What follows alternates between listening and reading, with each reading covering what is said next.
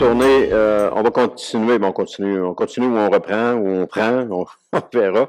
La parabole des 10 jeunes filles, et ça va être, le titre, c'est Un message pour l'Église aujourd'hui.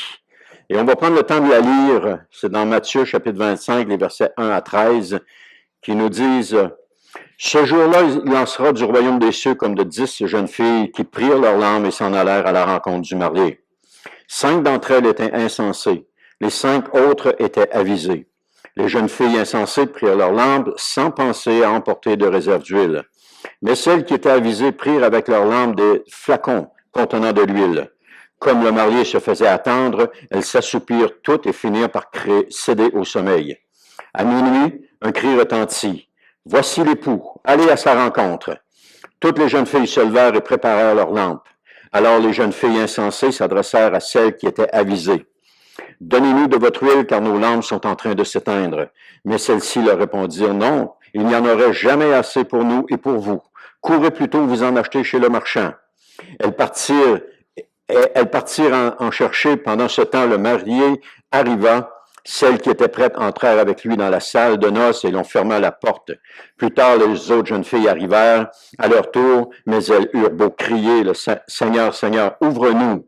Il leur répondit, « Vraiment, je vous l'assure, je ne sais pas qui vous êtes. » Verset 13, « C'est pourquoi, ajouta Jésus, tenez-vous en éveil, car vous ne savez ni l'heure, ni le jour, ni l'heure de ma venue. » Cette parabole est séparée en 5 grands points. Quand on la lit comme ça, on peut les voir.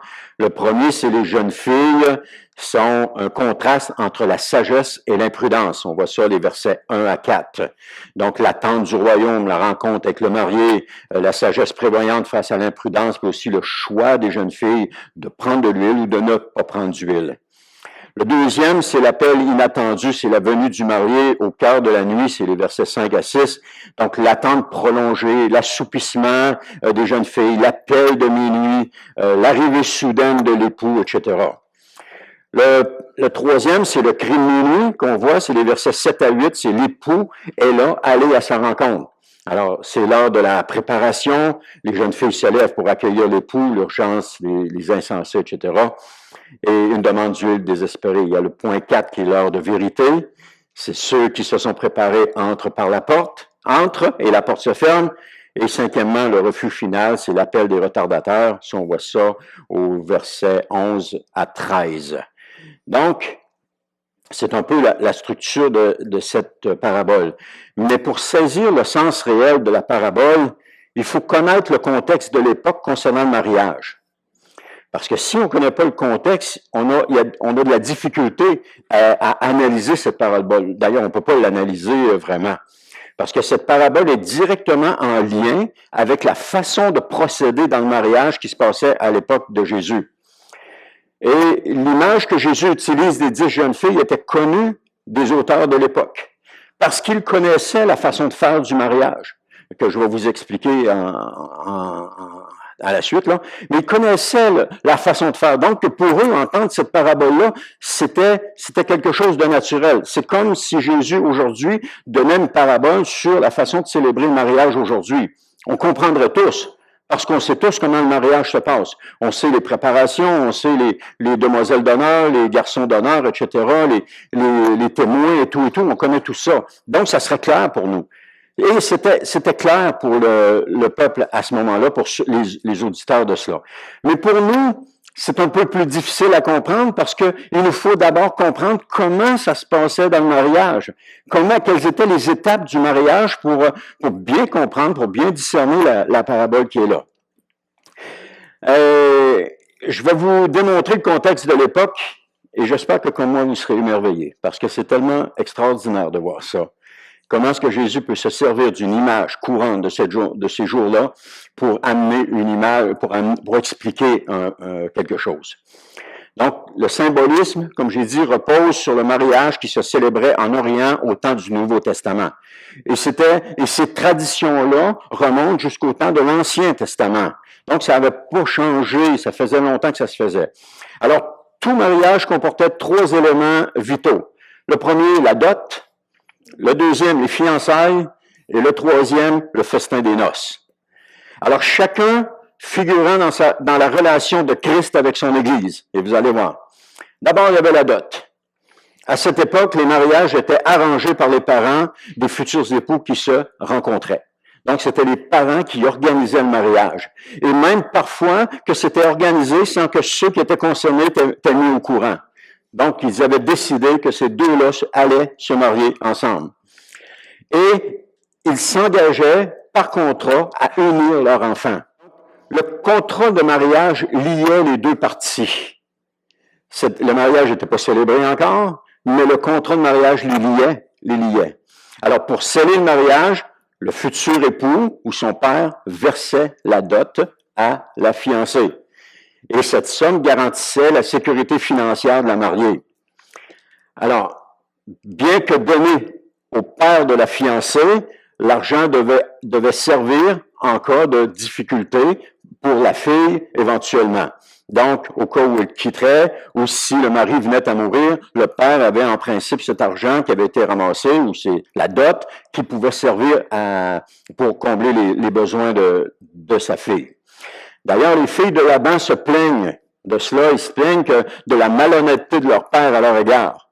On voit ça dans Genèse 31:15, il nous dit « Ne nous a-t-il pas traités comme des étrangères, puisqu'il nous a vendus, et en plus, il a mangé notre argent. » La dot que Jacob avait payée pour Rachel, c'était 7 ans de salaire qu'il avait donné pour Rachel. C'est un montant énorme. Si on prend ça aujourd'hui, 7 ans de notre salaire qu'on donne, c'est énorme.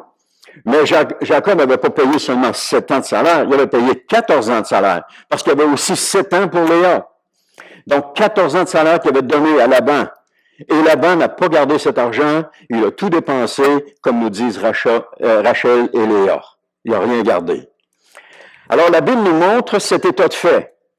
On voit aussi dans Genèse 29:18, Jacob s'était épris de Rachel et il dit à Laban, « Je te servirai pendant 7 ans si tu me donnes Rachel, ta fille cadette, en mariage, comme je viens de vous expliquer. » Et au verset 20, Genèse 29, Jacob travailla 7 ans pour obtenir Rachel et ses années furent à ses yeux comme quelques jours parce qu'il l'aimait. Alors, la dot incluait également des cadeaux pour la jeune fille, ou pouvait inclure des cadeaux, disons-le comme ça. Lorsqu'Abraham envoya son serviteur chercher une épouse pour son fils Isaac, il lui donna des présents pour donner à Rebecca et à la famille. On voit ça dans Genèse chapitre 24, verset 53. Puis il, le serviteur, sortit les objets d'argent et d'or et des vêtements pour les donner à Rebecca. Il fit aussi de riches présents à son frère et à sa mère. Et qui était son frère? C'était Laban, le même auquel Jacob a été confronté plus tard. Donc, Laban est toujours là. Donc, Laban, il devait saliver quand il a vu ces présents-là. Donc, une fois la dot payée, le contrat d'union était reconnu par la loi et ne pouvait être rompu que par un divorce. La noce n'avait pas été célébrée, le mariage n'avait pas été consommé, mais le montant, la dot avait été payée et le contrat était maintenant signé.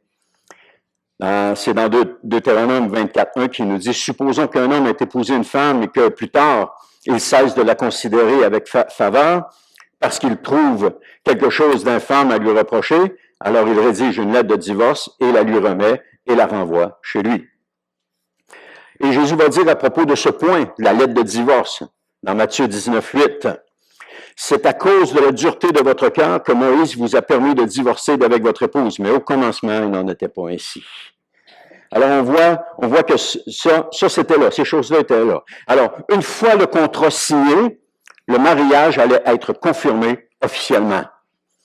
Et ce n'était qu'une question de temps. Alors, c'est ce que l'on voit avec Joseph, le futur époux de Marie. On voit le même principe qui est là. Ça nous dit dans Matthieu, chapitre 1, verset 18-19. Il y a plusieurs versets ce matin. « Voici dans quelles circonstances Jésus-Christ vint au monde. Marie, sa mère, était liée par fiançailles à Joseph. Or, elle se trouva enceinte par l'action du Saint-Esprit avant qu'ils aient vécu ensemble. » Donc, elle était liée par fiançailles à Joseph. Donc, ils n'étaient pas encore mariés, bien entendu. Et Joseph, son futur époux, était un jeune homme. Il ne voulait pas la livrer au déshonneur. C'est pourquoi il se proposa de rompre ses fiançailles sans en ébruiter la raison. Donc, de lui donner une lettre de divorce. C'est ça qu'il est en train de dire. Alors, selon la façon de faire, les parents de Joseph, vraisemblablement, et les parents de Marie s'étaient rencontrés pour signer le contrat de mariage. Et Joseph et son père, ou son père, avaient payé la dot à ce moment-là. Ensuite, Joseph est reparti pour aller préparer une place pour recevoir Marie. Et vous voyez que Marie, à ce moment-là, n'était pas l'épouse de Joseph, elle était encore sa fiancée. Bien que le contrat était signé, la noce n'avait pas été célébrée et elle était encore la fiancée. Alors, tant que les vœux de mariage n'étaient pas prononcés et que celui-ci n'était pas consommé,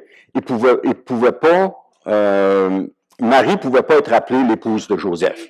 Donc, c'est pour ça que le texte nous dit qu'elle était sa fiancée. Alors, comme le contrat était signé, Joseph ne pouvait pas s'en sortir sans donner une lettre de divorce à Marie.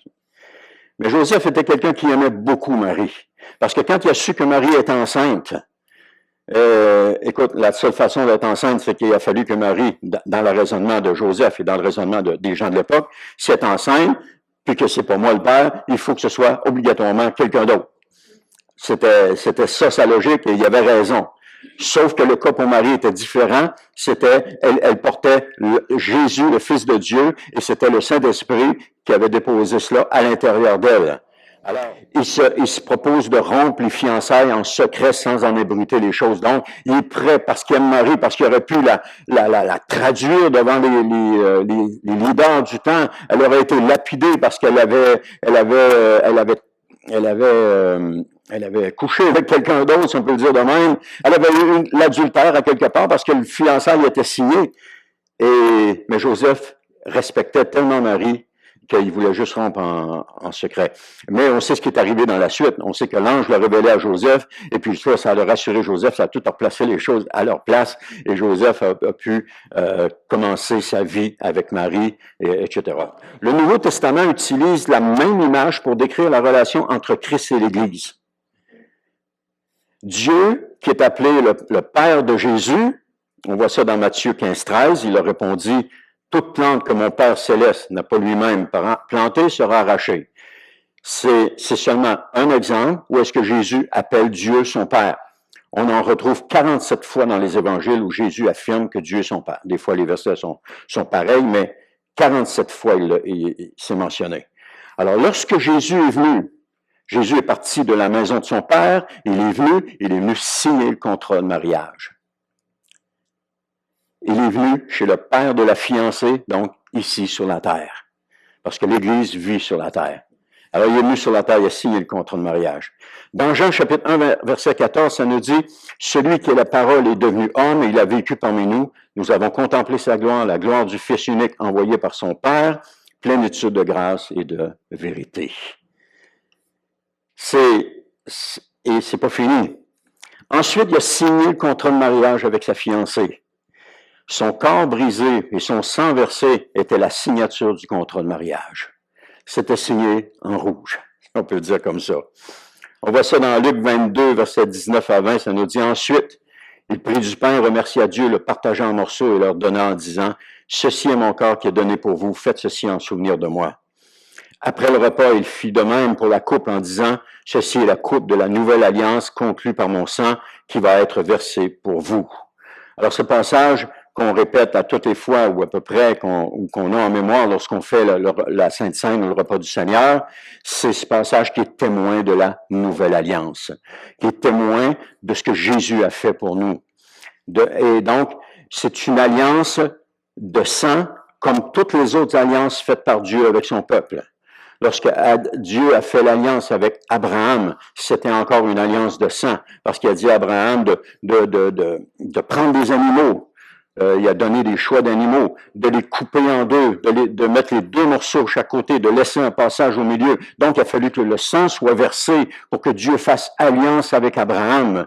Et ensuite de ça, on sait dans l'histoire, Dieu est descendu et il a passé lui-même entre les animaux. Parce qu'à l'époque, lorsqu'on passait entre les animaux, les gens faisaient ça, ils faisaient un contrat d'alliance, ils prenaient un animal, ils le coupaient en deux, et les deux parties passaient entre les parties de l'animal en disant, voici, si je ne respecte pas ma part de l'engagement, c'est ce qui va m'arriver comme les animaux.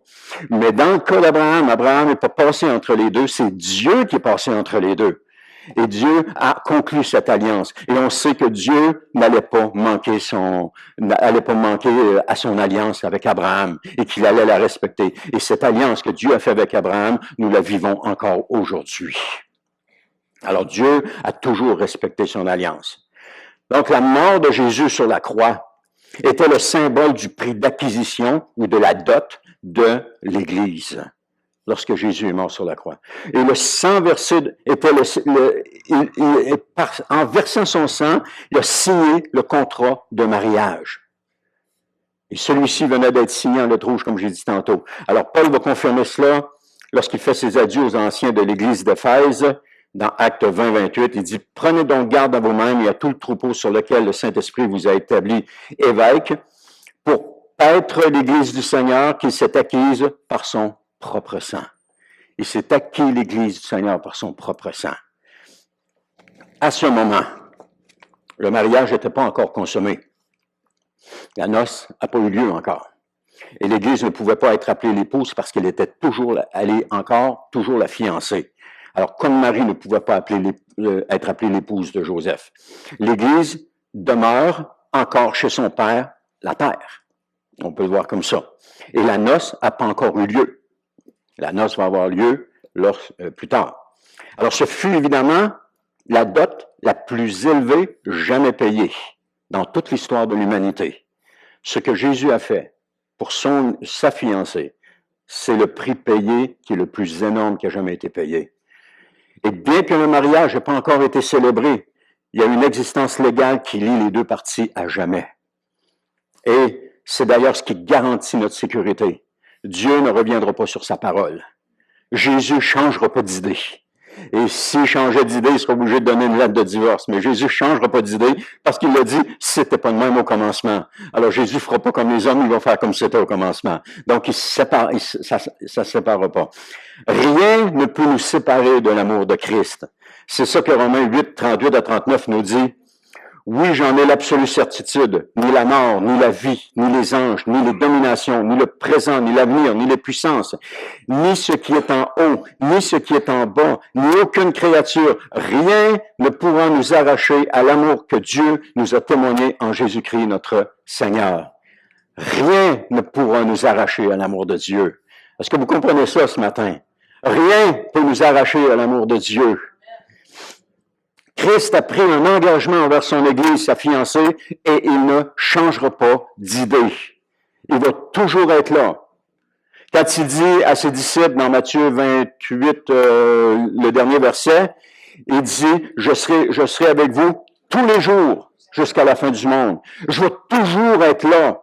Cette promesse-là, elle est riche de sens.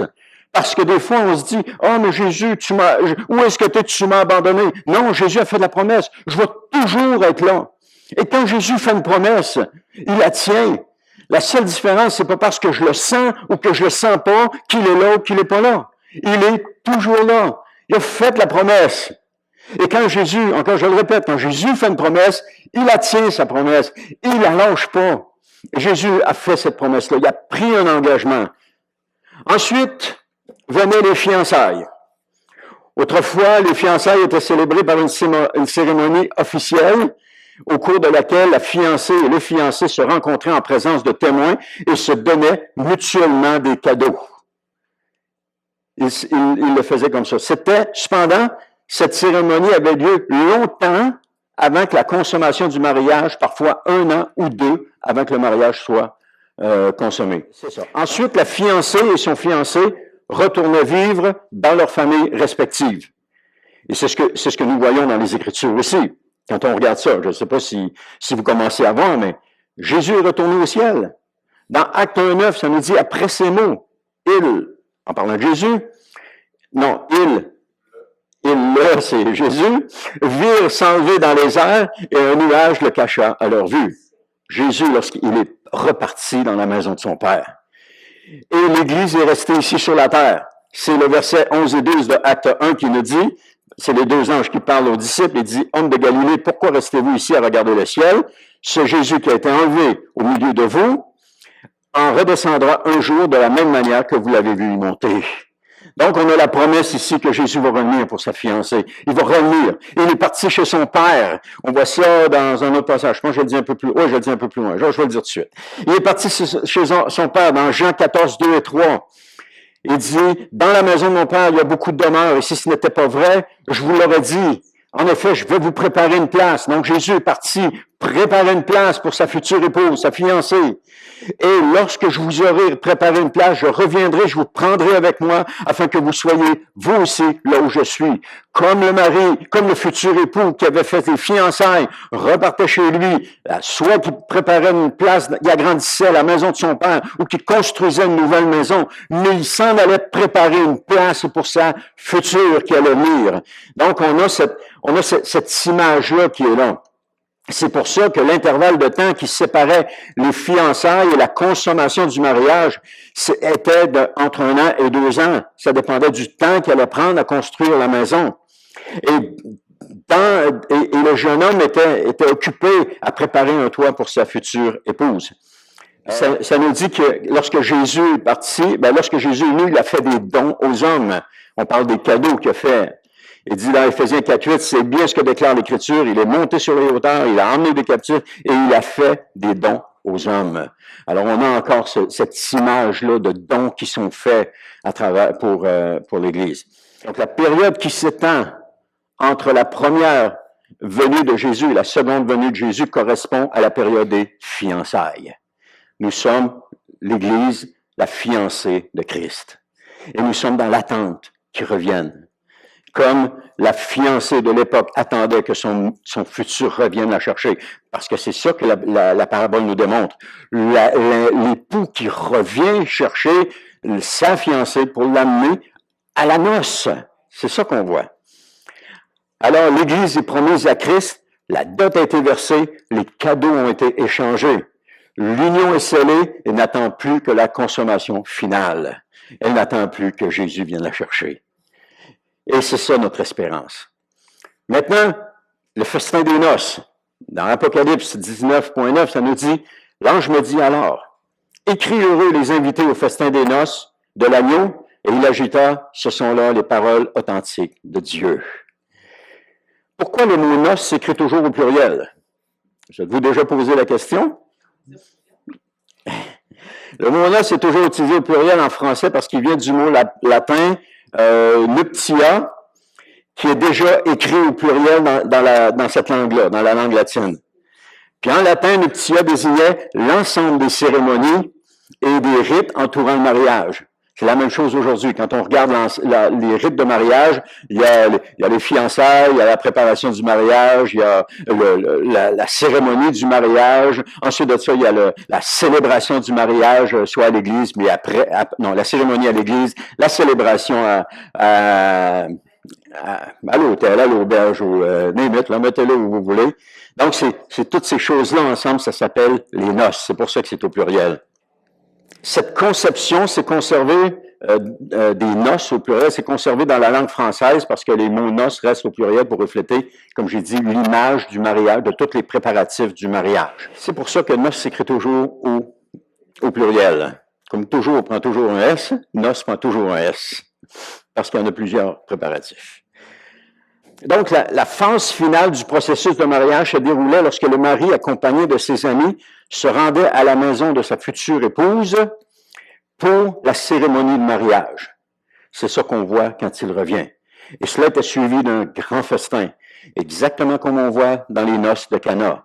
Quand on lit les noces de Cana, ils sont en plein dans la célébration du mariage.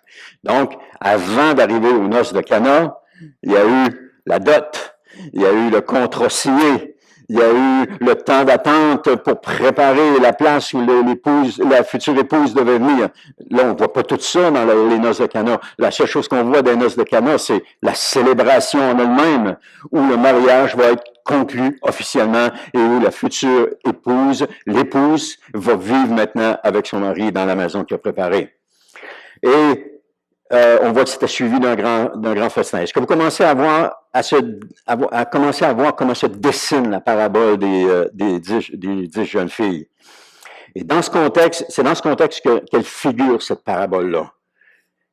Les noces de Cana, dans le chapitre 2, Jean 2, 1 à 11, décrit cet événement. Et le vin produit par Jésus représente la nouvelle alliance. Quand Jésus a produit le vin, c'était pour signifier la nouvelle alliance, que la nouvelle alliance était meilleure que l'ancienne alliance. Elle était supérieure. Et c'est pour ça, c'est ça la symbolique du vin qu'on voit dans cela. Donc, une alliance hautement supérieure à l'ancienne alliance. Une nouvelle alliance qui n'est pas comparable à l'ancienne. Cette nouvelle alliance-là. Et c'est ça que Paul va dire à un moment donné à l'Église aux Galates. Il dit, je comprends pas, vous voulez retourner au précepte de l'ancienne alliance, je le paraphrase, là, mais vous voulez retourner à l'ancienne alliance alors que vous avez connu la nouvelle alliance. Autrement dit, vous voulez avoir du vieux vin alors que vous avez goûté le vin nouveau. C'est comme s'il dit, je comprends pas votre logique, je comprends pas votre réflexion. Pourquoi vous voulez ça? Pourquoi vous voulez ça comme ça? Donc, de la même façon, le festin des noces de l'agneau et de l'épouse marquera la consommation du plan de Dieu pour l'Église. Ce festin ne peut avoir lieu avant le retour de Christ pour venir chercher sa fiancée. On voit ça dans Apocalypse 19, 6 à 16. Et tel est le projet de Dieu pour son Église. Il faut donc que Christ revienne sur la terre. C'est officiel. Il y a des gens qui disent « Ah non, le Seigneur ne reviendra pas ». Quand tu regardes le contrat qu'il a signé, il faut qu'il revienne. Il va revenir. Il va revenir. On peut s'en attendre, avoir l'assurance, la certitude, la confirmation. Il va revenir. Parce que l'institution du mariage est une magnifique métaphore qui décrit l'amour de Christ pour son Église, qui décrit cet amour tellement fort, tellement puissant, cet amour pour nous. Et s'il ne revenait pas chercher son Église, il tromperait son attente. Il doit revenir. Il en a fait le serment, il a signé le contrat. Ainsi donc, le dessein de Dieu que Dieu a conçu pour l'Église requiert le retour de Christ. Il requiert l'intervention de Jésus. Et ça ne peut pas manquer. Ça ne manquera pas. Je vous ai dit que le message central de la parabole des 10 jeunes filles était de veiller. Alors, pourquoi veiller pour attendre le retour de Christ? Parce qu'il nous faut nous préparer à la rencontre avec Dieu. C'est Amos 4.12 qui dit, le prophète, c'est Dieu à travers la bouche du prophète qui s'adresse à Israël, qui est en train de dire, c'est pourquoi Israël, tu vas voir comment je vais te traiter. Et puisque je vais te traiter ainsi, prépare-toi, Israël, à rencontrer ton Dieu. Donc, le verset ici appelle Israël à une prise de conscience, parce que le moment du jugement est arrivé pour Israël. Israël, ici, on parle des 10 tribus du Nord à ce moment-là. Et malgré tous les avertissements qu'ils ont reçus, Israël n'a pas changé de comportement. Ils ont toujours continué à désobéir à Dieu. Ils ont toujours continué d'aller vers les idoles. Ils ont toujours continué de se prostituer avec les idoles, etc. Ils ont continué d'agir selon leur conscience qui était mauvaise. Et Dieu annonce qu'Israël doit maintenant rendre compte de ses actions. Et devant lui. Donc, après avoir décrit les multiples avertissements ignorés, Dieu leur dit, c'est pourquoi je vais te traiter ainsi, Israël. Donc, le châtiment pour Israël est inévitable. Le peuple est invité à se préparer à rencontrer son Dieu. Et on ne rencontre pas notre Dieu quand on est encore dans le péché, si on peut dire le même. Parce que c'est le jugement qui va venir au lieu de la grâce. Alors, le passage qui est adressé à Israël par Amos est juste avant que les Assyriens ne les déportent et qu'Israël, tenez-vous bien, qu'Israël, les 10 tribus du Nord, ne cessent d'exister. Parce que Israël a été assimilé par les nations dans lesquelles ils ont été déportés. Ils ne sont jamais revenus en Palestine ou en Canaan. Jamais. Les seuls qui sont revenus, c'est Juda et Benjamin qui avaient été déportés à Babylone. Eux sont revenus. Mais Israël, les 10 tribus du Nord, ne sont jamais revenus. Ils ont été, comme j'ai dit, assimilés. Et aujourd'hui, ce passage résonne pour nous aujourd'hui, en nous demandant de nous préparer à rencontrer Dieu. Parce que ce jour va venir plus vite qu'on le croit. Et on doit se préparer. On doit s'assurer de préparer notre cœur, d'avoir cette certitude-là en nous, que oui, je suis prêt à rencontrer mon Dieu, parce que ma vie est agréable à Dieu, parce que je fais ce que le Seigneur me demande de faire, parce que je l'adore, je le désire, je le souhaite plus que tout, parce qu'il prend toute la place dans ma vie, parce qu'il est en premier dans ma vie, parce qu'il n'y a rien d'autre qui peut prendre la place de Jésus. Avoir cette certitude-là en nous. Cette parabole encourage à vivre pour le retour de Jésus. Les disciples vivaient pour son retour. Peut-être parce que Jésus avait dit à Pierre, dans une phrase, et ça s'est répandu, que Jean ne mourrait pas avant que Jésus revienne, c'était peut-être ça, mais ils avaient cette conscience-là à l'intérieur d'eux qu'ils devaient être prêts pour quand Jésus allait revenir. Ils devraient être prêts quand l'époux allait revenir. C'est comme, c'était normal pour eux. Maintenant, ils sont tous morts et Jésus n'est pas revenu. Mais c'est pas grave, ça. Ils sont morts en attendant Jésus. Lorsque Jésus va revenir, il va les ressusciter. Ils sont morts avec cette confiance-là, sachant que Jésus va les ressusciter. Et le chrétien qui quitte ce monde doit avoir cette confiance-là à l'intérieur de lui. Ça doit être présent en lui. Il doit vivre cela. Aujourd'hui, on vit notre vie, mais on vit plus ou moins notre vie en disant, oh, mais oui, le Seigneur va revenir, mais ça fait 2000 ans, puis on est moins porté vers cela, mais on devrait l'être parce qu'on est encore plus proche de la fin que les apôtres ne l'étaient. On est encore plus proche de ce moment-là que les apôtres ne l'étaient. Et on doit avoir ça à l'intérieur de nous. C'est le cri de l'Esprit de Dieu ce matin qu'il faut nous préparer à rencontrer Dieu. Qu'il faut nous préparer. C'est pas tout de dire, oh, je fréquente une église, je vais à l'église le dimanche matin, tout est correct pour moi. C'est plus que ça. Il faut que Jésus soit la première personne dans notre vie. Oui, fréquenter l'église, c'est bon. Oui, louer Dieu, c'est bon. Oui, écouter la prédication, c'est bon. Mais Jésus doit être le premier dans notre vie, avant toutes les autres choses. Il faut qu'il soit le premier. Il faut qu'il y ait cette relation solide avec Jésus. Il faut qu'il y ait cette espérance.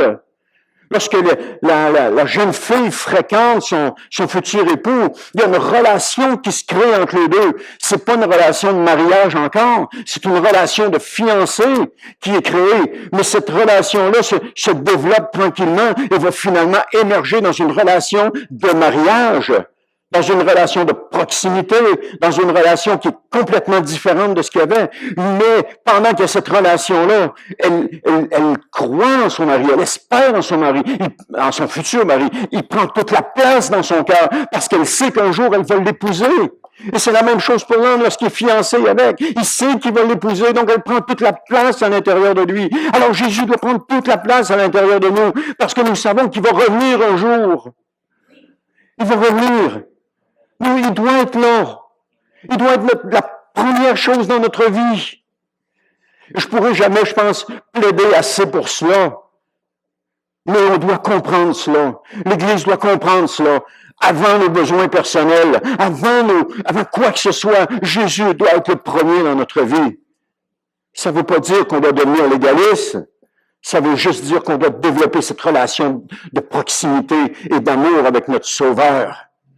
Qu'on doit l'aimer plus que n'importe quoi, plus que nous-mêmes.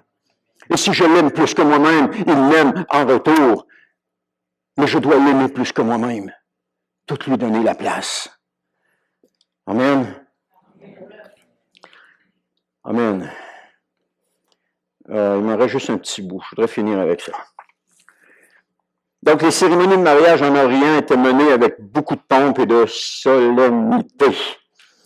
La cérémonie du mariage se déroulait généralement en plein air, comme ça nous est rapporté.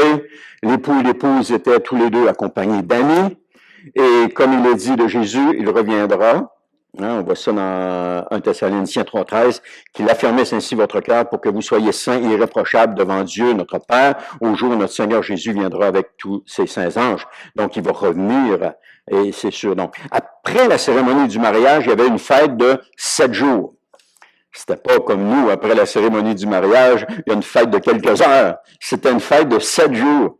Et si la mariée était vierge, ou de 3 jours si elle était veuve. Donc, il y avait cette connotation-là de fête. Là, c'est comme si ça finissait plus de célébrer le mariage.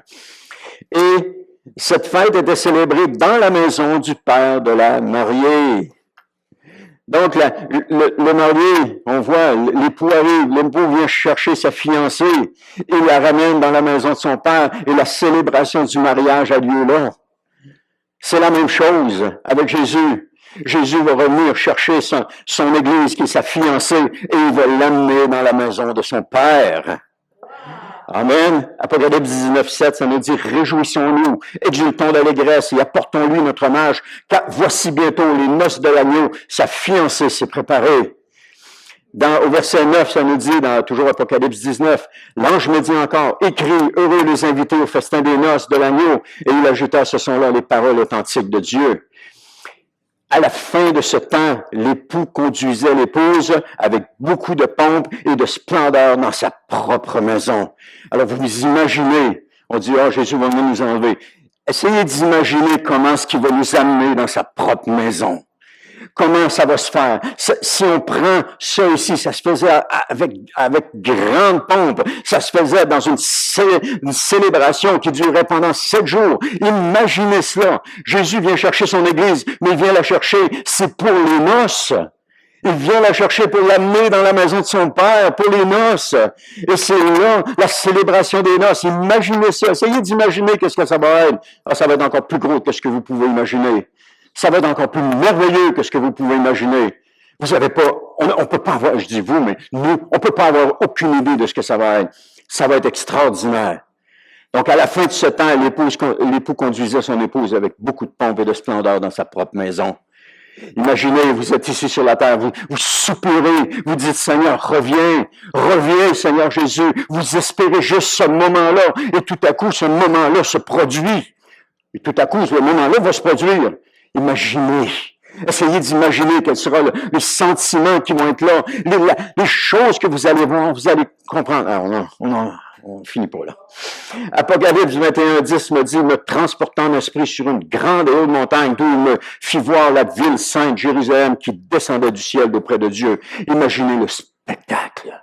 Essayez d'imaginer ça, voir. Comment ça va être? Ça va être extraordinaire. Alors, je vais terminer avec ceci. La fiancée de fois mariée vivra dans la Nouvelle Jérusalem. Jésus est parti nous préparer une place. Je présume, c'est mon opinion que c'est cela. Pas au ciel. Elle vivra pas au ciel. Mais elle va vivre sur une nouvelle terre et sous de nouveaux cieux. On voit ça dans Ésaïe 65:17. Ça nous dit, je vais créer un ciel nouveau, une nouvelle terre, et on ne se rappellera plus les choses d'autrefois, on n'y pensera même plus. Tout ce que vous avez enduré sur la terre, ou tout ce que vous allez endurer sur la terre, on s'en souviendra même plus. Les choses vont être complètement effacées, vont être complètement disparues. On va vivre sur une nouvelle terre et sous de nouveaux cieux. Ésaïe 66:22 nous dit, comme le nouveau ciel et la nouvelle terre que je vais créer subsisteront par devant moi, l'Éternel l'a été clair, ainsi subsisteront votre postérité et votre nom. Donc, il y a un avenir pour les croyants. Il y a un avenir pour l'Église du Seigneur Jésus. Si vous croyez qu'il n'y a pas d'avenir pour vous, il y a un avenir. Votre nom, c'est ça, et votre postérité subsisteront devant l'Éternel le déclare. 2 Pierre 3:13 nous dit, mais nous attendons, comme Dieu l'a promis, un nouveau ciel et une nouvelle terre où la justice habitera. Donc, il y a ça, là. Il y a le nouveau ciel et la nouvelle terre qui sont là, qui sont préparés pour l'Église, qui s'en viennent. Il dit, puis je vis le ciel, un ciel nouveau et une nouvelle terre, car le premier ciel et la première terre avaient disparu et la mer n'existait plus. Je vis la ville sainte, la nouvelle Jérusalem, descendre du ciel d'auprès de Dieu, belle comme une mariée qui s'est parée pour son époux. Et j'entendis une voix forte venant du trône qui disait, voici la tente de Dieu pour son époux. Et j'entendis une voix forte venant du trône qui disait, Voici la tente de Dieu, c'est ça pour... Ah, voici la tente de Dieu avec les hommes. Il habitera avec eux, ils seront son peuple. Et lui, Dieu avec eux, sera leur Dieu. Il essuiera toute larme de leurs yeux. La mort ne sera plus, il n'y aura plus ni deuil, ni plainte, ni souffrance, car ce qui était autrefois a définitivement disparu. Alors celui qui siège sur le trône déclarera, « Voici, je renouvelle toutes choses. » Il ajouta, « Écris que ces paroles sont vraies et entièrement dignes de confiance. » Puis il me dit, « En effet, je suis l'alpha et l'oméga, le commencement et la fin. À celui qui a soif, je donnerai moi à boire gratuitement à la source d'où coule l'eau vive. Tel sera l'héritage du vainqueur. Je serai son Dieu, il sera mon fils. » Alléluia! La gloire de l'Église qui va être manifestée à ce moment-là. Ce sera la chose la plus belle, ce sera la plus belle ville que nous ayons jamais vue. Ce sera le moment le plus mémorable que nous ayons jamais vécu. Ce sera le commencement de notre vie éternelle avec notre époux, le Seigneur Jésus. Celle-ci n'aura plus jamais de fin. Elle ne se terminera jamais. C'est pour ça que je dis, fixons nos yeux sur l'éternité. Fixons nos yeux plus loin que jusqu'à ce que ce monde a à nous offrir. Attendons-nous à quelque chose de plus que ce que le monde peut nous offrir. Fixons nos yeux sur l'éternité. Fixons nos yeux sur Jésus. Fixons-les sur lui. Mettons toute notre espérance en lui et non pas dans les choses de ce monde, parce que les choses de ce monde vont passer. Elles vont être détruites. S'il y a un nouveau ciel et une nouvelle terre qui vient, c'est que le ciel sous lequel on est, la terre sous laquelle on est, va complètement disparaître. Alors, toutes les possessions qu'on peut avoir vont complètement disparaître également. Elles ne résisteront pas. Alors, ayons nos yeux fixés sur l'éternité. Fixons-les vers là. Alors, ce que nous aurons enduré pour la cause de Christ n'aura pas encore été assez en comparaison de ce que nous allons recevoir. Et c'est Paul qui dit ça, je n'ai pas inscrit le verset, mais c'est Paul qui dit ça. La vie éternelle est la récompense pour celui qui tiendra bon jusqu'au bout. On est appelé à persévérer, à tenir bon. Et celui qui persévérera jusqu'à la fin. Alors cette parabole contient beaucoup de choses qui, pour nous maintenant, et on va continuer la semaine prochaine. Il y a encore des choses à voir avec cela par rapport à la cérémonie. Et je pense que vous commencez à comprendre un petit peu plus cette parabole. Elle est beaucoup plus riche que juste les mots, les phrases qu'on voit dans la parole de Dieu. Lorsqu'on comprend le contexte qui est derrière tout cela, ça nous fait grandir dans la foi. Ça nous démontre un Dieu extraordinaire. Ça nous démontre un Jésus en qui on peut se fier, en qui on peut avoir confiance.